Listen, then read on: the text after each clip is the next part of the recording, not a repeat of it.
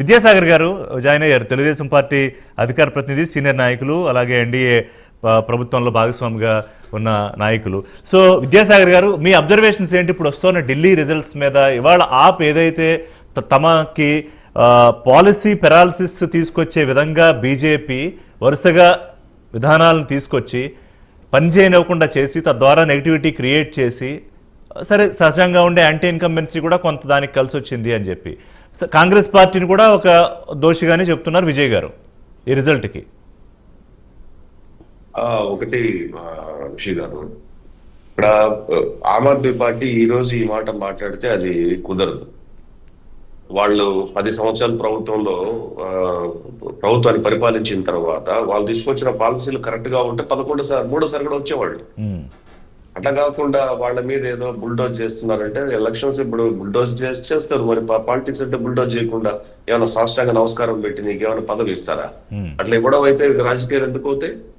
That is childish talk అని అంట నేను అంటాను. దాని అయితే ఇట్స్ చైల్డిష్ టాక్.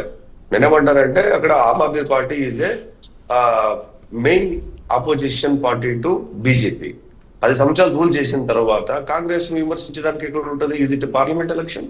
పోనీ అక్కడ ఢిల్లీలో ఏమైనా పార్లమెంట్ ఇది ఏమైనా ఏమంటారు, కాంగ్రెస్ పార్టీకి ఏమైనా స్టేక్ ఉందా ఈ రోజు ఢిల్లీలో? స్టేక్ ఉన్నది కంప్లీట్ గా ఆమ్ ఆద్మీ పార్టీకి. ఆమ్ ఆద్మీ పార్టీకి అవినీతి మీద కానీ, ఆ శీష్ మహల్ విషయంలో కానీ, లేకపోతే లిక్కర్ మాఫియాలో కానీ, లేకపోతే వాళ్ళ మీద ఆరోపణలు వచ్చినాయి. సుప్రీంకోర్టు కూడా చాలా సందర్భాల్లో మనీష్ సిసోడియాకి బెయిల్ ఇవ్వడానికి నిరాకరించారు. More over Delhi is educated population. అంతా ఏమో ఊరికే మామూలుగా విలేజ్ అంటే రూరల్ ఉన్న ఏరియా కాదు. ప్రతిరోజు దినపత్రిక చదివేటోళ్ళు, టీవీ చూసేటోళ్ళు చాలా మంది ఉంటారు. All India across the country నుంచి వచ్చినటువంటి ఎంప్లాయీస్ ఉన్నారు అక్కడ. అది ఒక బయోడైవర్సిటీ సిటీ ఢిల్లీ అంటేనే.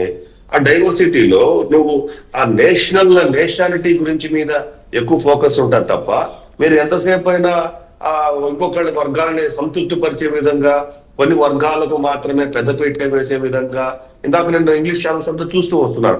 ఇదే వాదన. మేము తీసుకొచ్చిన ఆ పథకాలు ఏమైనా ఒకే వర్గానికి సంబంధించినట్టుగా, మేము తీసుకొచ్చినటువంటి స్కీములు ఏమన్నా ఒకే వర్గానికి సంబంధించాయంటే కాకపోవచ్చు. కానీ మీరు తీసిన ఓల్డ్ సిటీ, ఢిల్లీ ఓల్డ్ సిటీలో మీరు ప్రవర్తించిన తీరు ఎటువంటిది ఉంది? అది మెజారిటీ భారతదేశంలో మీరు ఓల్డ్ సిటీ ఢిల్లీ సిటీలో మీరు చేసినటువంటి ఏ వర్గాన్ని సంతృప్తి పరచడానికి మీరు మాట్లాడిన మాటలు ఏంటి? ఇవన్నీ కూడా మెజారిటీ పీపుల్ అబ్జర్వ్ చేయరా?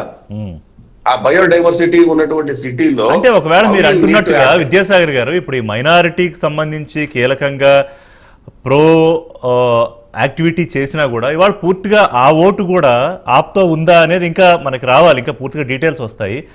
ఆమె అంటే కాదు, ఎస్సీ ఓటింగ్ అక్కడ 16% ఉంది, మైనారిటీ ఓటింగ్ ఇది అప్రాక్సిమేట్లీ 12 to 13% ఉంది. సో అది చాలా, ఆ రెండు కలుపుకున్నా కూడా చాలా ఎక్కువ. విజయ్ గారు వస్తున్నాం మీ దగ్గరికి. అయితే ఇక్కడ ఒకటి ఏంటంటే, నేను ఇందాక ఫస్ట్ లో మాట చెప్పిన ఆల్ ఆర్ వెల్ ఎడ్యుకేటెడ్ అని చెప్పాను. ఇప్పుడు కంటిన్యూస్ గా మీరు you are doing something to one sector of the people అనుకున్నప్పుడు వాళ్ళు కూడా ఫెడప్ అవుతారు.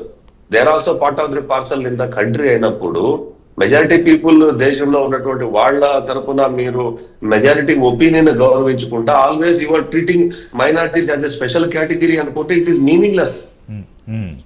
కాంగ్రెస్ కు ఈ దౌర్భాగ్యం ఎందుకు వచ్చిందంటే because of that reason only. అంటే you should respect in the country majority people opinion. మైనారిటీని ఇగ్నోర్ చేయమని చెప్పి కాదు దాని ఉద్దేశం, మైనారిటీని మీరేదో కించపరచమని చెప్పి కాదు దాని ఉద్దేశం.